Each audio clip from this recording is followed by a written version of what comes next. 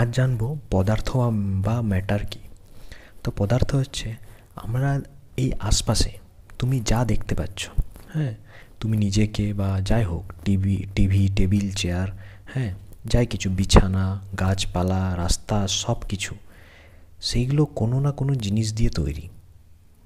হ্যাঁ, মনে করো এটা টেবিল, হ্যাঁ, এটা টেবিল কি গাছ, এগুলো কোনো না কোনো জিনিস দিয়ে তৈরি।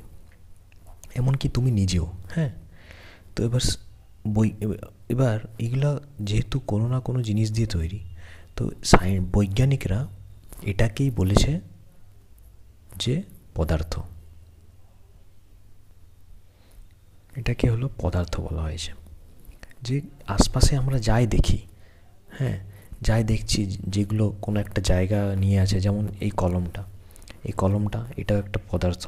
এই খাতাটাও একটা পদার্থ। হুম, এবার এই যে পদার্থ, আমি বললাম যে এই ম্যাটার বা পদার্থ কোনো না কোনো জিনিস দিয়ে তৈরি। তো ওই জিনিসটা কি না, ওই জিনিসটাকে বলা হয় পরমাণু বা অ্যাটম। ঠিক। তো এবার এবার তারা এবার পরমাণু বা অ্যাটম কি না, এগুলো হচ্ছে মানে একটা, মনে করো একটা ইট, এটা একটা ইট, হ্যাঁ। এবার ইটটা কি না, এই ইটগুলো যদি আমি দেখি, এই ইটটা কী দিয়ে তৈরি না, অনেকগুলো ইটের গুঁড়ো আছে এটার ভেতরে। সেই ইটের গুঁড়োগুলো জুড়ে জুড়ে জুড়ে জুড়ে একটা শক্ত ইট তৈরি করেছে। তেমনি পরমাণু, এটা, পরমাণুটা এত ছোট, এত ছোট, মানে এই পরমাণু দিয়েই আমাদের আশপাশে যত পদার্থ আছে বা ম্যাটার আছে, ওইগুলো তৈরি এই পরমাণু থেকেই বা অ্যাটম দিয়েই।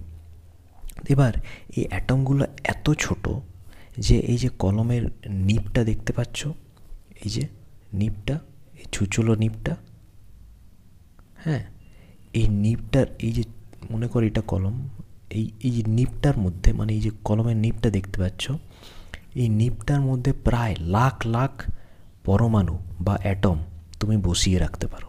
মানে বুঝতে পারছো কত ছোট, যে লাখ লাখ পরমাণু শুধু এই কলমের এই ডোগাটাতেই আটকে থাকবে, মানে বসে রাখানো যাবে। তার মানে পরমাণু হচ্ছে খুবই ছোট, আর এই পরমাণু দিয়েই তৈরি হয়েছে পদার্থ। আর আমাদের আশপাশে আমরা যাই দেখি সেটাই হচ্ছে পদার্থ।